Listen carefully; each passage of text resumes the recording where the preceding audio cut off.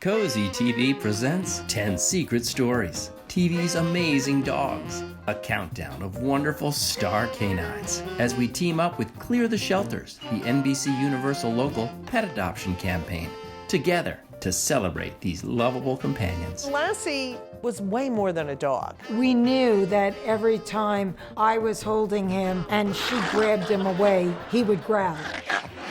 Animals from different shows, like Eddie from Frasier, are actually rescue dogs. We've gathered actors, writers, stand-up comics, and other dog lovers as we count down to our top dog. The countdown starts now.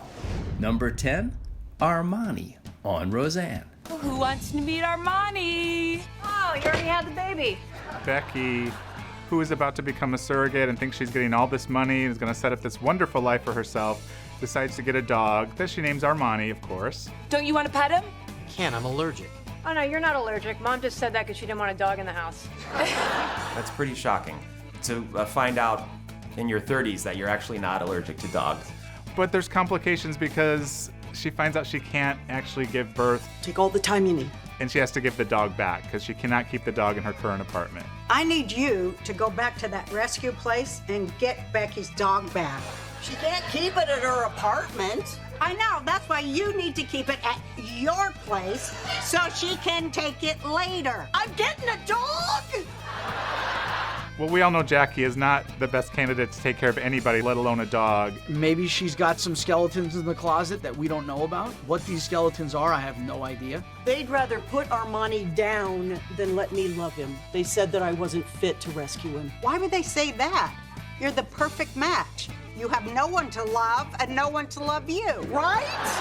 What type of degenerate a person must be to not be able to adopt a dog from a kennel? If somebody denied me having a dog, there's stretches in my life where it would have been very justified. Can you just let this sad old biddy say goodbye one last time?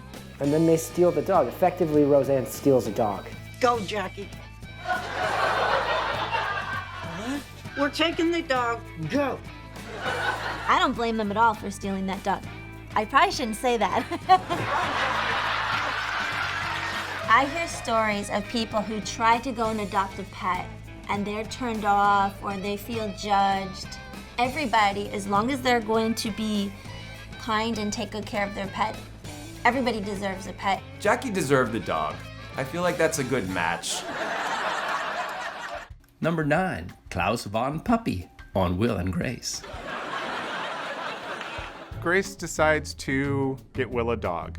She sees that he's a little uncomfortable because a lot of their friends have dogs and they talk about how great it is. You just feel guilty because I'm ready for one and you're not. That's just Grace's way of saying that her biological clock is barking. When I train our volunteers ahead of adoption events, I always warn them about the couples that come in. Just pick one, spay him, spray him, throw him in a bag, and let's get out of here. And one of them's really into it, and then the other person is not so into it. You're gonna love him. He is so cute. Once he laid eyes on him, I mean, there was no turn back. Hello. Oh, you had me at hello. And then he becomes obsessed with the dog. Who do I love so much I want to drop kick? I've never wanted a dog, but my wife really wants a dog. So I kind of strangely feel like I'm currently living this plot. I can't believe you are still playing with the puppy. I would love if it was a style of dog that didn't reduce me to just goo goo gaga baby talk. Nay, I bite your snoots from loves. That dog was cute. Can we just talk about how many cute guys were swarming around you at the park? And they just wanted to see my sweet bundle of love. Yes, they did. There's no better conversation starter than a puppy. It works 100% of the time. Yes, that liver is nummy, isn't it? It's nummy. Taking your dog to work is a great idea as long as you are prepared for just about anything. Right here. I am so sorry. Mergers make him really nervous. Because dogs do pee a lot. And they, truth and comedy on that one. A cutie sat right next to you in the movie theater and all you were interested in are liver snips. Sausages. Grace was like, you should be hooking up with these guys. Let's give the dog away. So they need to find somebody who has a lot of time on their hands, maybe doesn't have a job. You know, I'm not very fond of blondes, but you are fabulous.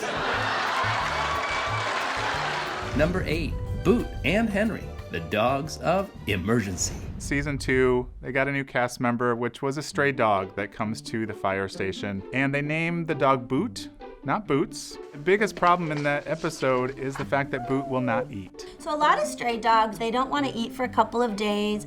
They're really out of sorts. Some stress eat, and some stop eating entirely. And what's funny is there's a lot of bigger things going on in the episode. Like there's a woman whose hair is stuck in her mixer and she sets her stove on fire. There's an explosion at a hospital. But the biggest problem for everybody is, why will Boot not eat? That's the best hamburger you can get. We're having it for lunch. Maybe we better not eat it either. The reason that Boot wasn't eating was because somebody at the station house was yelling at him. What'd you do to him? Nothing. Did you hit him? I didn't hit him. I yelled at him a little. Well, that's what did it. Yelling at dogs can cause fear and anxiety and distract them from what they really need to be doing. You gotta be kidding. And you don't understand. Boot is a very sensitive dog. The key to disciplining dogs is all about positive reinforcement. That's going to teach them that this behavior is a good behavior and that they're going to want to keep doing it. So Boot is around the station for a while, but then ends up going to another firehouse and they get a new dog named Henry. But Henry's a basset hound. Welcome to Station 51, kid. I understand why they have the basset hound. I think they have a very excellent sense of smell. You're darn right. You know, it's like you have to teach your basset hound any tricks. I mean, you know, sit, stay, lay down. There's a good possibility your dog's already doing that. Basset hounds are one of your classically mellow pets. They really like to take it easy. They're total cuddle buddies. Not your most protective of animals. Perhaps a bit lazy. Well, either he's sick or he's the laziest dog ever lived. Number 7, Max on the Bionic Woman. What do you do when you get a bionic man, you get a bionic woman? You need a bionic dog. Lovely German Shepherd. Maximilian, the bionic dog, wasn't as bionic as the humans, like the $6 million man. So that was $6 million, but the dog was only $1 million. So it was semi-bionic. I'd love to own a bionic dog. Can bite through steel. If you ever like locked yourself out of your car or, you know, were locked out of your house, no problem. Doorknob is gone. Max. Max could just bite through anything. You didn't mess with Max. 4 bionic legs. He can run 90 miles an hour. Who knows? You want to save gas, man? You could take your bionic dog in the highway instead of your car. Maximilian was amazing because you want to talk about a guard dog that could like pull a car. The only dog that could catch the car and know what to do with it. I'm just not exactly sure what you feed a dog that bites through steel. So Maximilian made me feel awful because I was like, I put my dog down for kidney failure. And you guys just spent $1 million to save this dog? What's going on in that furry head of yours? First of all, what operation allows a dog to learn how to read is what I want to know. When a dog goes and gets you a cookbook and then flips to the page of the recipe, you know, truthfully, you no longer have a pet, you have a roommate. I love dogs. I have a ton of respect for dogs and their intelligence, but there are certainly limitations. Even Snoopy never got a cookbook. Snoopy just went and got a bowl. Number 6, Spot, the Munsters' dog-ish pet. Herman, will you come up here? Spot's been a bad boy in the living room. So of course, with this family being a little different, they're gonna have a different kind of pet. Goodbye, Spot.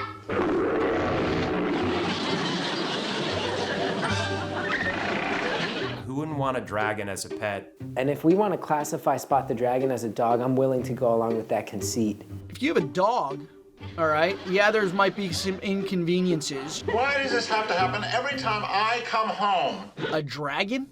I mean, these things breathe fire. Spot's really rock and roll.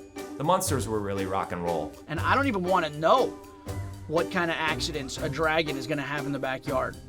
Who, lava? Here you go, Spot. What do you use for that? Like barbecue tongs? I love Spot, though, on the Munsters because he was so emotional. He was really sensitive. Don't be mean to him, Uncle Herman. He might run away again. Naughty, naughty, naughty, naughty, naughty, naughty, naughty. I'd think twice about swatting a dragon dog with a newspaper. I'd just be like, listen, if you're gonna make a mess on the floor, then so be it. never really consider that dragons have feelings too. Let sleeping dragons lie, as the saying goes. Number 5, Jack, from Little House on the Prairie. As we all know, Little House on the Prairie is based on the Laura Ingalls Wilder books. In the book, it was a French bulldog. In the series, they replaced the French bulldog with like a fluffy kind of dog. The character of Jack is born in the series, so he looks a little different, but he serves the same purpose. He's the best friend to little Laura. Got your best friend, your old dog Jack, right here. I'm looking at a picture of Jack right now, and it's tough to tell what breed he is. I think he's got maybe some kind of sheepdog in him, or certain terriers have this kind of look too, but he has kind of that classic scruffy mutt look. Pretty cute dog. It's kind of upsetting that the Hollywood beauty standard even applies to dogs. Michael knew TV and knew that a scruffy, cute dog might play a little bit better. A show about people living on the edge of civilization, trying to survive. Sometimes you gotta sacrifice historical accuracy if you want to go get that sweet cash. Which, by the way, a fluffy dog on Little House on the Prairie would have been eaten. That dog would have been coyote bait in like 2 seconds. Jack is also getting up there in years, so Jack dies on the show. It tears Laura apart, and it's a sad moment on Little House on the Prairie, which the show had a lot of them, but this one hit home for a lot of people. Number 4, Bandit, also from Little House on the Prairie. So after Jack had passed away, it was time to bring a new dog into the show. Michael Landon loves to spruce up the show with new characters. The dog that played Bandit was named Jeff, and Jeff was a part of the Universal Studios Animal Show. And so the character of Bandit is born. Hey, you little bandit, how'd you get on the wagon, huh? So we lose poor Jack, and then Bandit shows up, and Bandit is playing with Jack's toys. Laura feels very guilty when they get Bandit because she feels like if she loves Bandit, she's not being respectful to the memory of Jack. I don't want him! It's really tough when a child that's grown up with a pet and known that pet their whole life to lose that pet. We outlive our animals. And the next step is to share that love with the next animal and realize and appreciate it's a new animal and just expand that love. Little House on the Prairie did a really great job at kind of teaching kids and people how to learn to grieve animals. And if a new dog comes around, you have to just embrace the new dog and try to move on and create new memories. I do love you. I love you, Bandit. The more time you spend with them, the stronger the bond between you two is going to be. Number 3, Lassie. Most of the dogs who played Lassie through all those years were males. So Lassie was transgender, a transgender dog. And you can imagine how they felt every time they'd come into the house and Timmy would go, Lassie, what is it, girl? Take this home to Mom, girl. Quiet, girl. But this is what you put up with to have your own show. Pull, Lassie, pull! Lassie is a wonderful example of why we love collies. I did love Lassie. They just want to do everything to please you. They're playful, they're loyal, they're extremely intelligent. Definitely saved a lot of lives, all right? Even if it was on TV. I think Lassie was an excellent role model for other dogs out there. Collies do have a very high activity level, so as an owner, it's really important to have a lot of space and engagement for them because they love to be busy and they love to play. I have to say Lassie had a big influence. Solved crimes, that face. Lassie was way more than a dog. Number 2, Chester Drescher on The Nanny. I always had my dog Chester Drescher on the set with me. He wasn't a professional, dog for television, so we wrote the scene to accommodate the way we knew he was going to react, and it seemed like it was spontaneous. She found a way to bring her dog to work every day, which is pretty genius, actually. Cece, you've been alone too long. A lovely woman like you should have someone to come home to. We thought it might be fun to have Mr. Sheffield give Miss Babcock a little dog. We thought, let's use Chester Drescher because he's here all the time anyway. Cece was not into having this dog in the first place. I think what she wanted instead was a wedding proposal and a diamond ring. I think I'll just take him home and put him to sleep. You mean to bed? Whatever. Dogs can sense evil. And Cece's not the warmest character that we know on the show. She definitely doesn't look like a dog person. Hello, all. Oh, Chester! Thank God you're okay. We knew that every time I was holding him, and she grabbed him away, he would growl.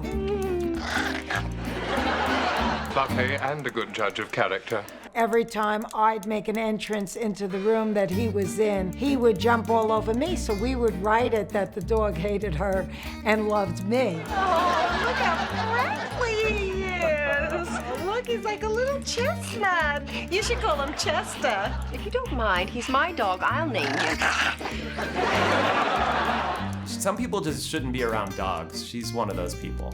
It just added to her character that not even the dog really liked her. Oh. Come to Mama. You know, if he had a little more hair on his back, he could be my ex-boyfriend.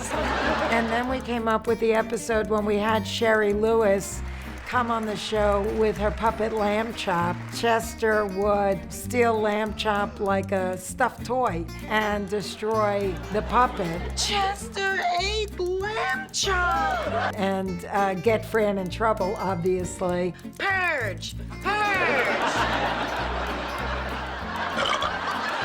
There's an unspoken hero in this episode of The Nanny, and that hero is the sound person who pulled off that burp gag. We knew that he loved mint-flavored dental floss, so then we just wrote a whole scene about that. Oh, how beautiful. You'll never have gum disease.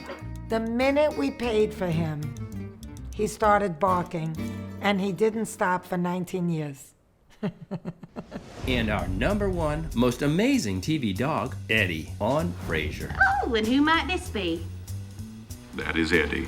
So Eddie the dog on Frasier, who is a Jack Russell Terrier. I remember that Eddie was so popular that everyone had a Jack Russell Terrier. And you know what? They weren't all like Eddie. I'm telling you, there's something weird about Eddie. You never should have taken him to those dog groomers. I had to bring him. His toenails were like Howard Hughes and his breath smelled like an autopsy. Audiences loved everybody on that show, especially Eddie, who was played by Moose. Historically, Moose was a little bit of a troublemaker before he became a performing dog. Quite the character. Got into a lot of trouble, as a lot of those kind of terrier dogs do. High energy dogs. Mrs. Greenwood, there's no way that Eddie could be the father. He's been neutered. Oh, really? Well, then how do you explain these? Oh, my God! Jack Russells are often given up to shelters because they need a lot of activity. They need to be trained. They're miniature Eddies. And that comes in handy when it comes to animal trainers using them in TV shows or movies, because once you channel that energy, they become very effective, good little dogs that love to obey and learn and train. Bad dog. Look what you did! There have been a lot of dogs on television that just kind of sat there and existed on the set, but Eddie on Frasier was as much a member of that cast as Maris. You didn't see Maris, you saw Eddie the dog. Eddie was comic relief. And for a dog to have good timing comedically, as a comedian, I really have to appreciate that. Excuse me, are you saying he understands me? God knows how much English he's picked up. So fun fact, in order to get Eddie to lick Frasier's face, they would put a little bit of liver right here, and they would go, all right, ready, 3, 2, 1, go. Go over there, lick the liver off, and then there it is, it's all natural. Eddie was really good at staring at Frasier, because what the trainer would do is go behind Frasier, point his little finger, and Eddie would just stare and stare at that finger for as long as they wanted him to do it. Stare all you like. You will not distract me from my paper. You see? Your efforts are futile. I can't even see you.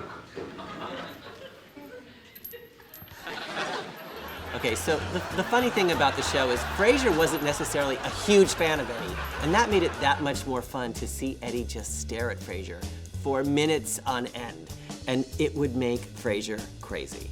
Go away. Well, why does he listen to you and not to me? By the tone of my voice, he senses I mean business. Oh, I see. You're saying your voice is more commanding than mine is? Hell, I took a half a step before I realized she was talking to the dog. And then I heard that when it was time for him to retire, that his son took over, which, you know, what are you gonna say about Hollywood? It's who you know. Well, you could at least act surprised, you know.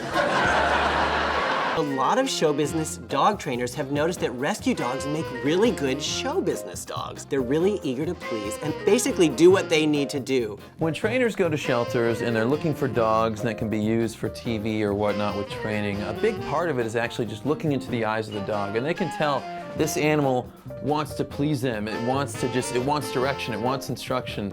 You can give a rescue animal a starring role in your home by supporting Clear the Shelters, the NBC Universal Local annual nationwide pet adoption campaign. Find your perfect pet from August 23rd to September 19th and donate to your local shelter too. To learn more, go to cleartheshelters.com.